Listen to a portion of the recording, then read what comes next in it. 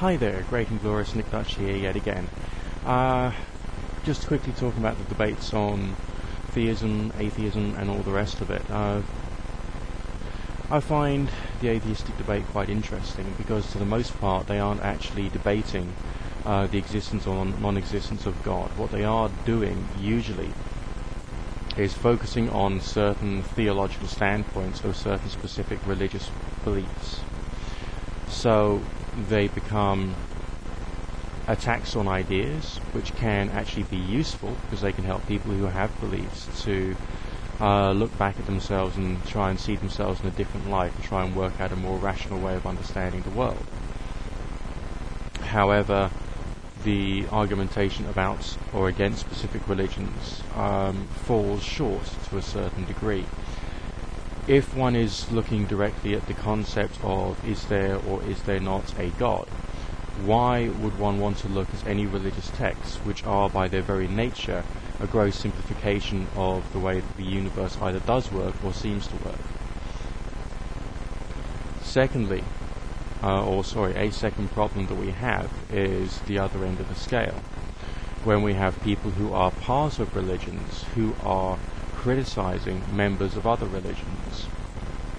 Now, this can be of interest because we can hypothesize as to the nature of the attack and why one person would want to believe in a religious doctrine which is by its very nature irrational or anti-rationalist, because all religions are anti-rationalist because they rely upon faith. So why would a person want to attack another religion if they are of a religious system which is likewise just as anti-rationalistic or has some problems associated with it? I suppose that my theory would be that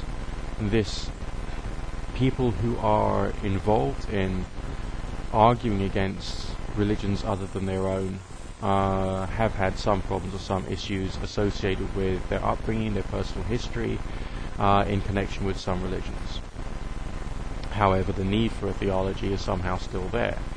Whether that need for a theology was in fact implanted in the mind of the individual by the very people who gave them their initial religious understanding in their youth is open to debate, but that's still a possibility. Another dimension of the of the whole argument are those who suggest that advances in natural science, advances in quantum theory demonstrate the very real existence of God. The reason that this cannot be true is because science by its very nature is perpetually asking questions, perpetually criticizing its own beliefs, so to speak, and doesn't actually state that anything is true. The scientific body of knowledge, the scientific entity, so to speak, can suggest that or state that under some strange circumstances in some closed systems some things seem to occur which go outside of our existing models of the way that the world works, which is perfectly natural and acceptable.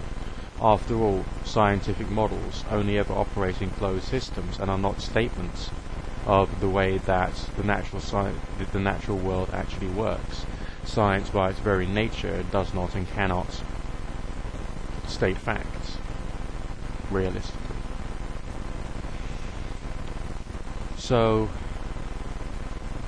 the people who have the point of view that strange phenomena in scientific experiments is proof of God existing is incorrect. It's proof that something exists outside of the allegedly norm.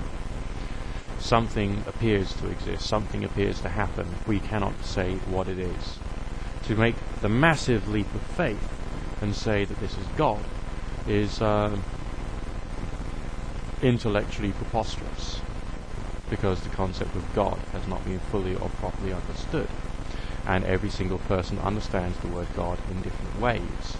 Therefore, the word God, in the case of argumentation and discussion on religious or theological matters, is a soundbite which has therefore lost all of its meaning.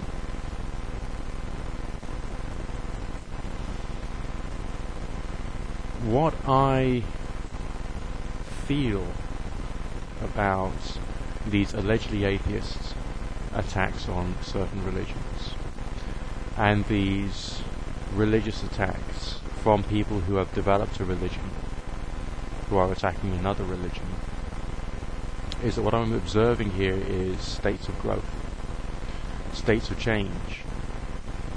I mean, on the furthest end of the spectrum, you've got the devout skeptic who will take any possible opportunity to attack anything which is even vaguely theological, even vaguely religious or supernaturalist. But these people too are suffering from a delusional state of mind. The wisest thing that we as humans can say about the universe, about the laws of nature, about life itself is, I don't know. However, after having said the words, I don't know, and then to turn around and say, oh yes, but I believe that, is hypocritical. It is demonstrating that on one side of things you want to be a rational thinker, but on the other side of things you want to be separated from reality and in a fantasy world in a state of lack of understanding. And religion is a fantasy world, which is sad, you know. I mean, but we all to a certain extent need religion. We all to a certain extent need something to have faith in, have trust in, have confidence in, or just some structure of the world in which we can place, categorize our personality in. But it's by nature not proven, and even by argumentation, it's not proven.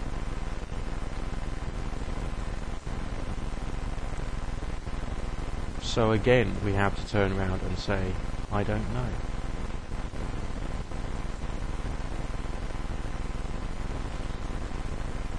The position that I'm in is to state that something in the supernatural seems to be real.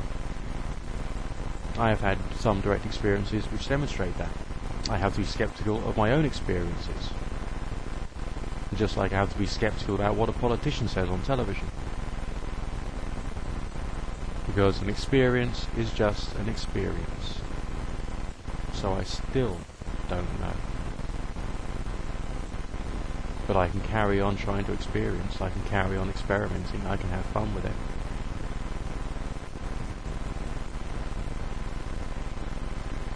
And I don't have to stop. I don't have to stop at a point of, okay, I saw a ghost, therefore there is life after death, which is a fallacy. I can say I've had an experience which demonstrates that something outside of the norm is real.